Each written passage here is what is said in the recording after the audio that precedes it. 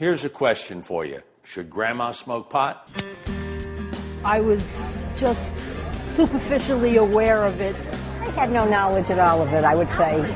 I'm interested in medical marijuana. There's sort of a sea change going on in this nation, and it has to do with marijuana. You know, at old age, they say that by the time you're 75, you have at least 4 chronic diseases to deal with. My son's taken 25,000 pills and he's 5 years old. Well, things have changed since I started using medical cannabis. I discovered quite by accident that cannabis or marijuana worked better than the drugs and narcotics I was getting. It's a whole new world. It gave me hope. I'm Robert Platshorn, author of Black Tuna Diaries, and the man who spent 30 years in prison for marijuana, more than anyone in America. Many of you are familiar with my story from the movie Square Grouper, which was on Showtime. The things you're about to see will certainly surprise you and most likely shock many of you. For the past 70 years, you've been bombarded with lies, carefully crafted propaganda. And more vicious, more deadly is the menace of marijuana. In order to sustain a multi-billion-dollar drug war against the most valuable plant on the planet. A war that helped no one, but has destroyed millions of American lives. Our government has created the perfect system for themselves. They create a cycle where they made this illegal. They then fund it with the privatization of prisons. Privatization of prisons and mandatory minimums for sentences came out about hand in hand. That's another billion-dollar industry. So the law enforcement have an incentive to keep these things illegal. The majority of arrests in this country for drugs are from marijuana, simple possession of marijuana. There's an arrest approximately every 37 seconds in this country for cannabis. Every 37 seconds. My sentence was 64 years. There's no way to describe that. There's no way to explain what that does to you. We're more apt in this country to cut our teachers and our educational system than our law enforcement system for something that has been proven to not harm a single soul.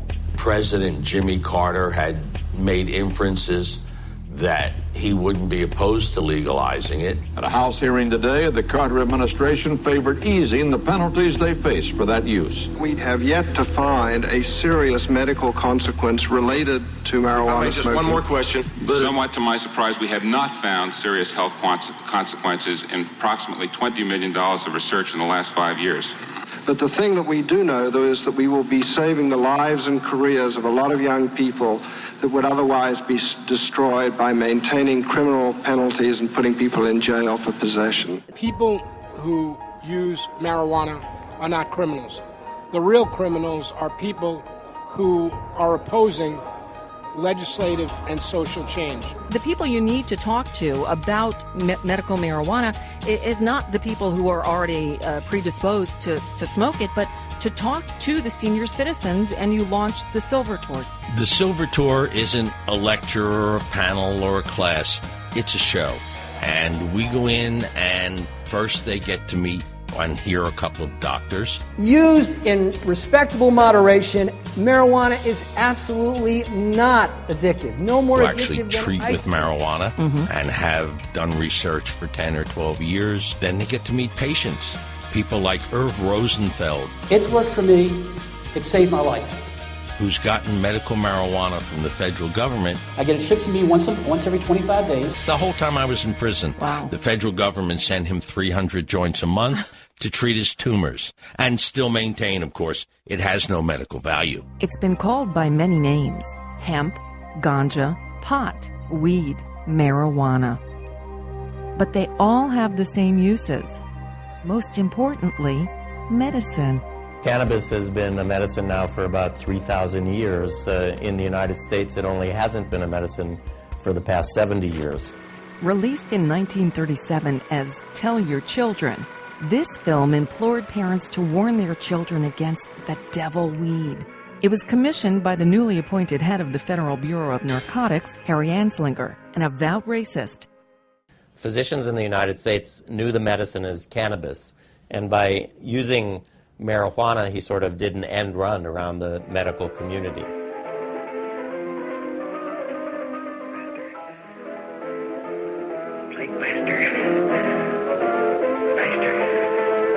Later released as Reefer Madness, the film depicted smokers committing absurd acts of violence. You want to kill me? Take it easy, kid. Fired after 62 years, Anslinger retired in shame to well-deserved obscurity. You government men have got to find some way to put an end to it. But do you realize that marijuana is not like other forms of dope? You see, it grows wild in almost every state in the Union. Marijuana is the oldest medicine known to man. It was found in ancient Egypt. It's been found in Jerusalem. It's mentioned in the Bible. And you're about to learn the history of this amazing plant. Cannabis has existed as medicine for centuries. Long ago, when these ancient Grecian temples were new, hemp was already old in the service of mankind. For thousands of years, even then, this plant had been grown for cordage and coarse cloth in China and elsewhere in the East. Betsy Ross made the first flag from hemp. Our Declaration of Independence was written on hemp. Until the Anslinger onslaught that outlawed hemp in 1937, American farmers grew and paid tax on it. For American doctors, it was the first choice to treat over 100 ailments. It's been a medicine a whole lot longer than it hasn't been. To halt the increasing use of hemp to make paper and protect his huge pulp forest holdings, William Randolph Hearst used his powerful newspaper empire to aid Anslinger in outlawing the devil weed. By the start of World War II, our government desperately needed hemp for the war effort. When the woody core breaks away readily, like this, the hemp is about ready to take up and bind into bundles, urging our farmers to grow once again. just as in the days when old Ironside sailed the seas victorious, with her hempen shrouds and hempen sails. Hemp for victory. The government later denied that this film had ever been made. Public enemy number one in the United States is drug abuse. President Nixon declared the war on drugs. Despite his own commission's recommendation that marijuana was harmless, Nixon ignored their findings. They started to tell us, well, we can't legalize marijuana because it destroys your brain cells. And of course, then we found out it actually stimulates the growth of brain cells. And people like Carl Sagan and Margaret Mead and lots of others had been proponents of marijuana, and it wasn't hard to figure out that it didn't make people stupid. A recent Gallup survey showed that more than half those polled favor removing criminal penalties for possessing small amounts of marijuana. A number of states is considering doing that, and 10 of them already have. Oregon was the first. In the United States, it's illegal for a person to use it. Why aren't doctors allowed to study it? It's been almost 45 years since I did the first double-blind human experiments with marijuana. And when that work was published in 1968, I predicted that marijuana would be legalized within 5 years. And that was before we knew anything about the endocannabinoid system or the vast medical potential of marijuana. The traditional uses were known about an anti-nausea effect and possibly an effect with asthma, glaucoma, muscle spasticity, but really nothing about these tremendous potentials with cancer and very serious diseases. Very safe and effective medicine that's able to uniquely tap into our endocannabinoid system, which interestingly and ironically regulates everything in our body. Physiologically, our bodies and our cannabinoid receptors are set up to help us manage cancer, perhaps itself, but certainly the symptoms associated with cancer. So if the endocannabinoids work, then I would suggest that probably the plant cannabinoids may as well. The incidence of Alzheimer's in individuals who were smoking marijuana in the 1960s are not getting Alzheimer's today at the rate that they should be. They're sort of standing out. So if you were lucky enough to either be arthritic or someone who smoked marijuana and you were bathing your brain in anti-inflammatories, you were in groups of lucky groups of people who did not get Alzheimer's disease. There's certainly some evidence that it's helping some people treat their psychoses. Certainly epilepsy, certainly anxiety, certainly PTSD. Now, another disease, which is an autoimmune disease, is diabetes type 1. It most definitely suppresses the disease. The pharmaceutical industry is ripping us off, and I think that's a disgusting thing to do to the population, and I have no problem with signing off on legalizing marijuana. And I think it should be the option for a doctor to give somebody something that can benefit them and not tear apart their bodies. Stay with me, because in the next segment, what you're going to learn could change your entire attitude about marijuana. I don't believe in drugs, but then I've also never been someone who suffered from pain. Please sponsor more airings of this show by becoming a member of the Silver Tour.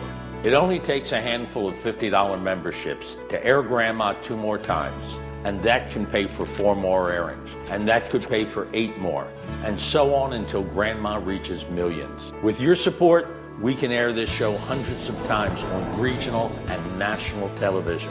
I urge you, join at the highest level you can afford. Join for as little as $25 and receive this beautiful Silver Tour pin and my heartfelt thanks. Become a Silver Tour member for $50 and I'll send you the membership pin and a DVD of this show. If you can join at the $100 gold member level, I'll thank you with the pin, the DVD, and a signed copy of my memoir, Black Tuna Diaries.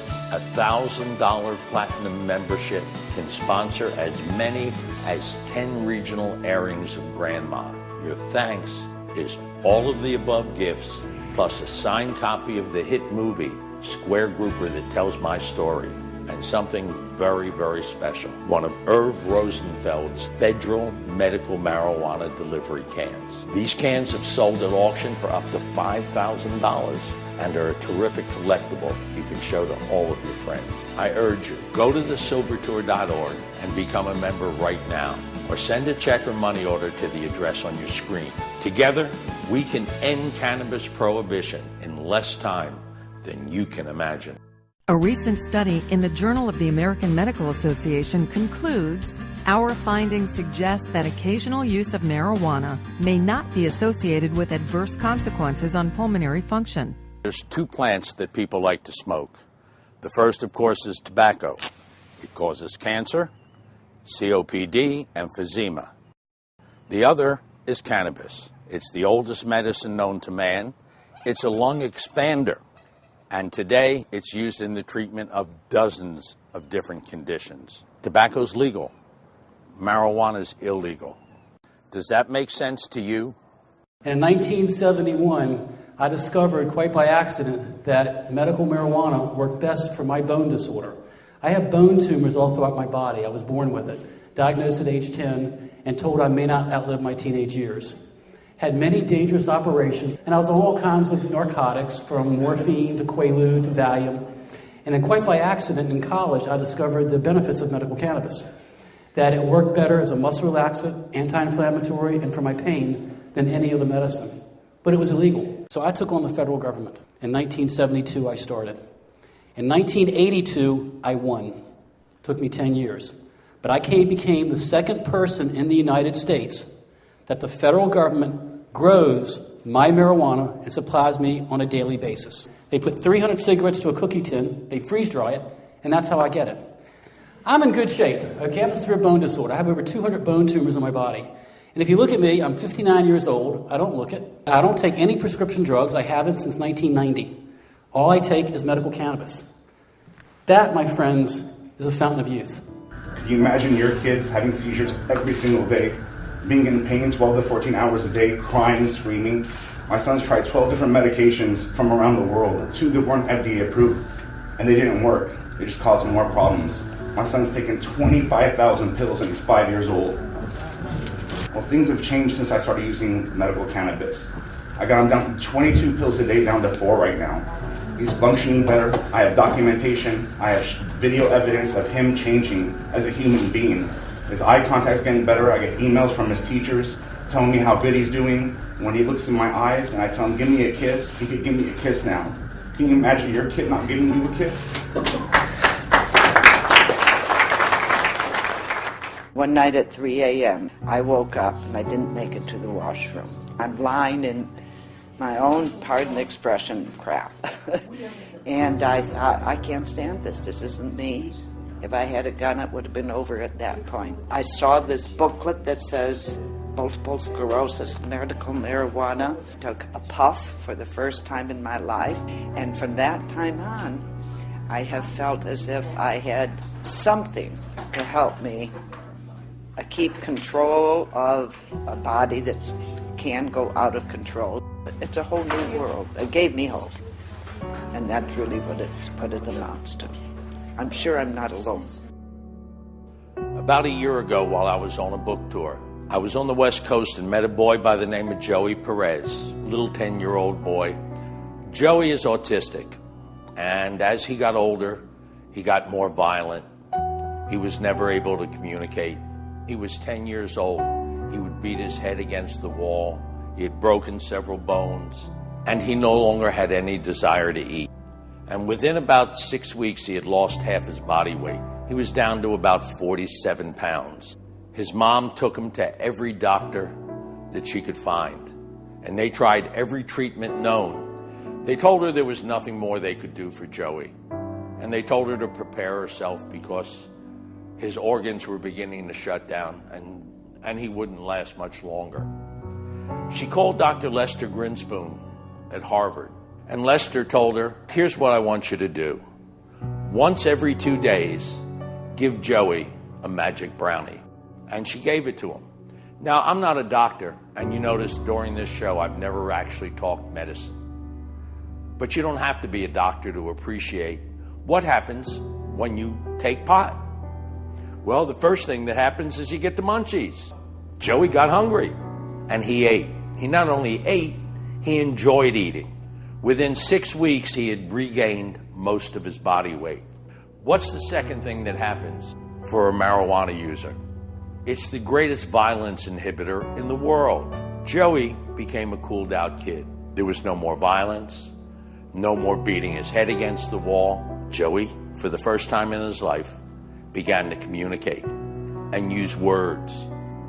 And he started to play with other children. But you know what?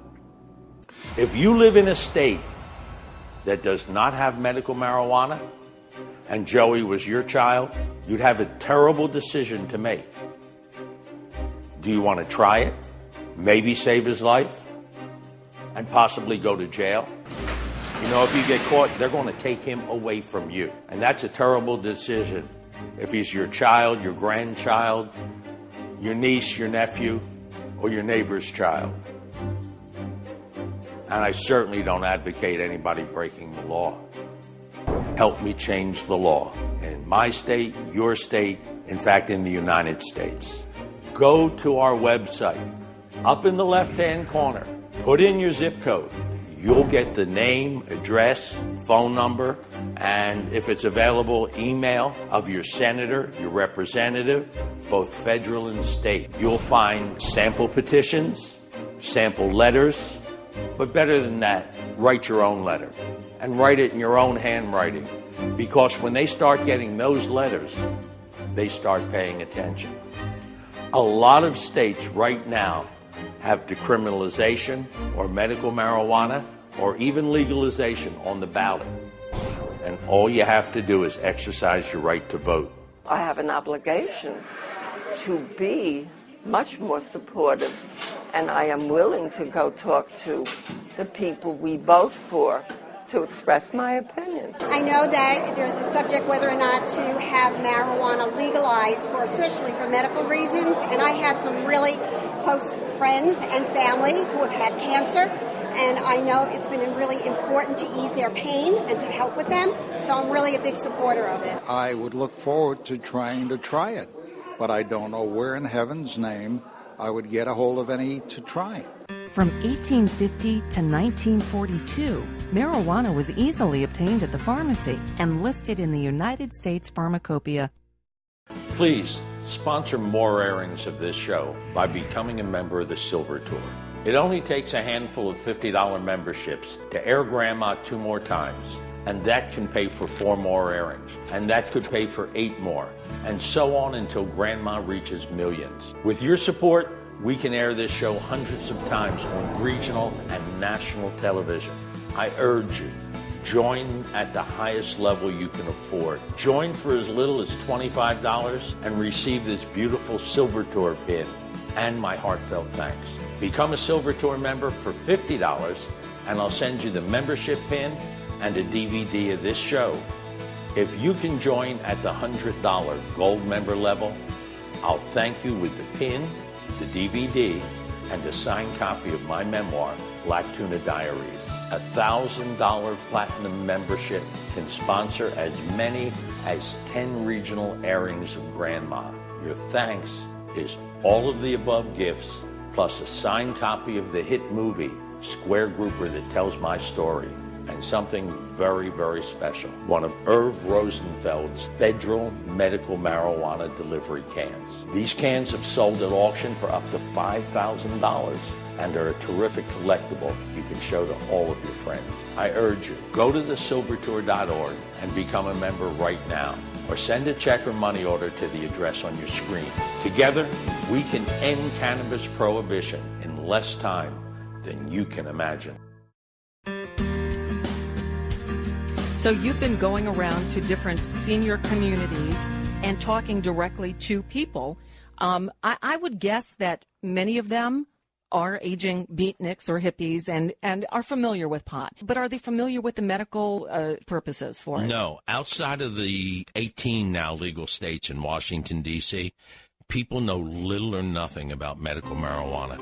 They don't know that it was made illegal, not because it was bad, but to stop hemp. It's a plant. I think that's the one thing we want to say over and over. This is a plant. This is America, a free country.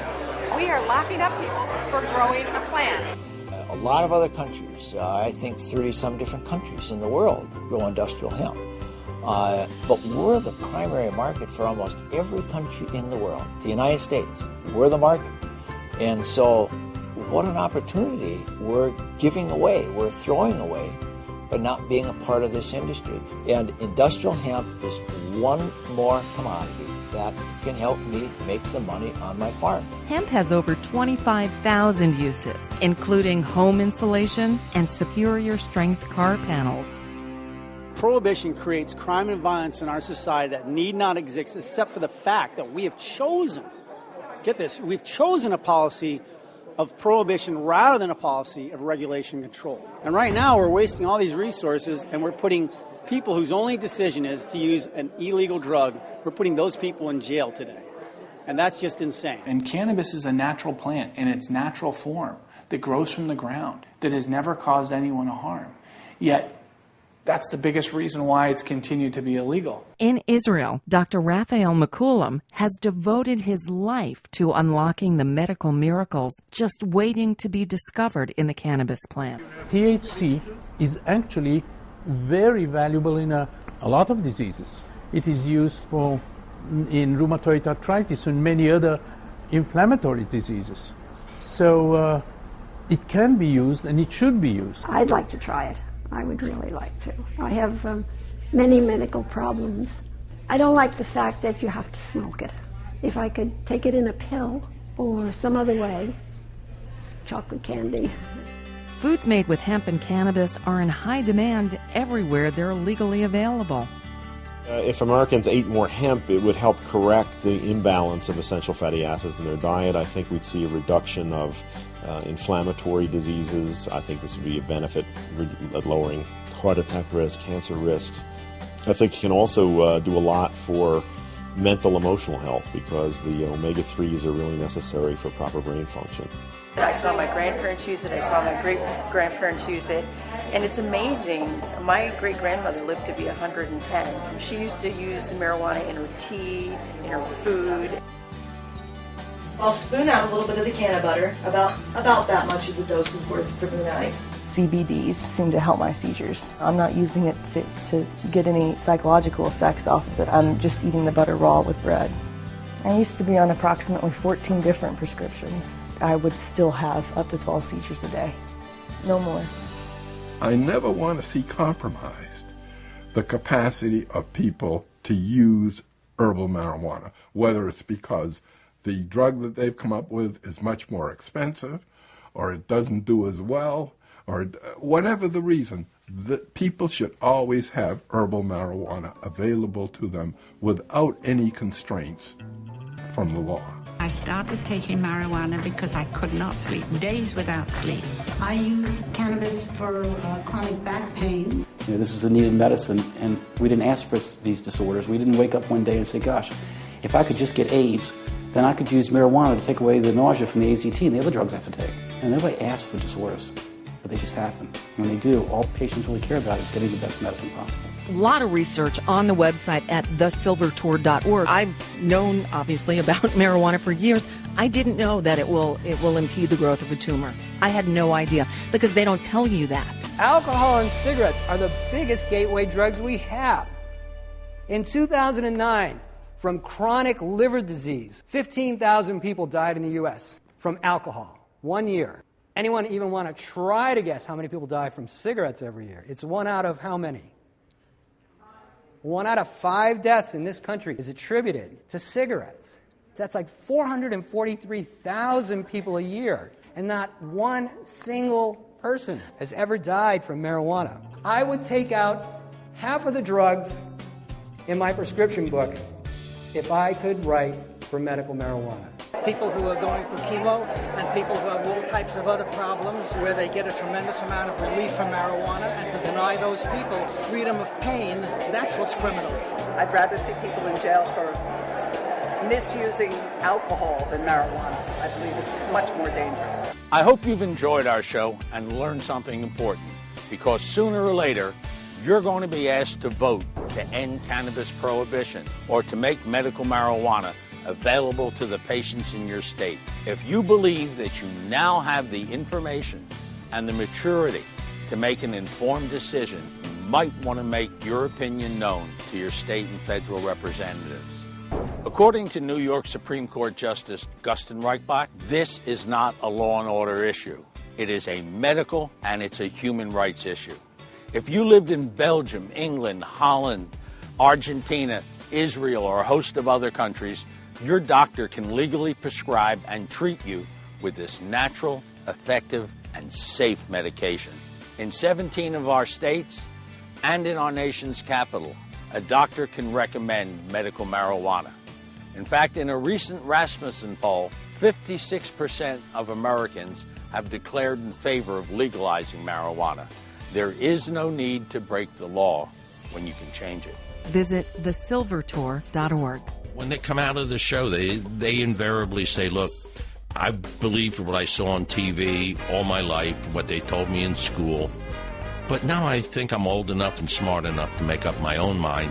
What can I do? And so they've started calling their senators, calling their congressmen.